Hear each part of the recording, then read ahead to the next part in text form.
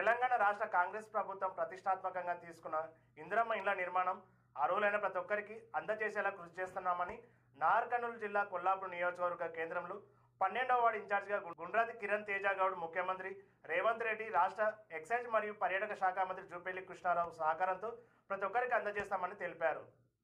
First అమ్మా ఇంటికాడ ఉన్నవా, లేకుంటే సాయంత్రం వరకు రా తల్లి, లేకపోతే రేపు పొద్దుగాల వస్తామని చెప్పి చెప్తారు.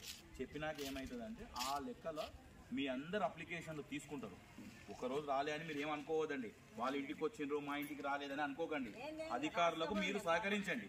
వచ్చిన అధికారులను కూడా మీరు గౌరవించుకొని సహకరిస్తే వాళ్ళు ఏం చేస్తారంటే ఆ లిస్టు మొత్తం చూసుకొని ఒక్కొక్కసారి సర్వర్ పనిచేయదు. ఏదంటే ఒకటేసారి అది లోడ్ ఎక్కువ పడి పని చేయకపోయినా మీరు ఏమి ఇబ్బంది పడదు. ఒక్కోసారి ఆధార్ కార్డు నెంబర్ రాదు. మళ్ళీ వాళ్ళు ఏం చేస్తారంటే ఎంట్రీ చేస్తారు. మీరు అధికారులకు సహకరిస్తేనే మీ పనులు అవుతాయి.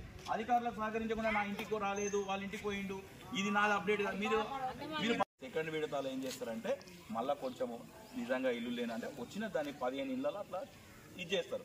అంతేగాని మీరు తప్పుదో బట్టి ఈ దళారులు ఉంటారు కొందరు ఇప్పటి నుంచి, నీకు ఇల్లు ఇప్పిస్తాం డబ్బులు ఇవ్వండి, నీకు ఇది ఇస్తాం ఇవ్వండి, ఇంటి నెంబర్ ఇప్పిస్తాం పైసలు ఇవ్వమని ఇలాంటి సందర్భాలు ఉంటాయి. మీరు ఏం చేస్తారు, నాకు ఇల్లు వస్తుంది కదా అని చెప్పేసి తొందరపడి పైసలు ఇస్తుంటారు. మీరు అలాంటి మంత్రి గారు యాక్సెప్ట్ చేయరు. మంత్రి గారు దాన్ని చాలా ఖండిస్తారు. అలాంటివి చేస్తారు. ఎందుకు తెలియక ఇచ్చేటోళ్ళు చేస్తుంటారు.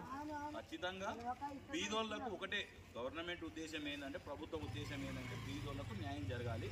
న్యాయం జరుగుతుంది.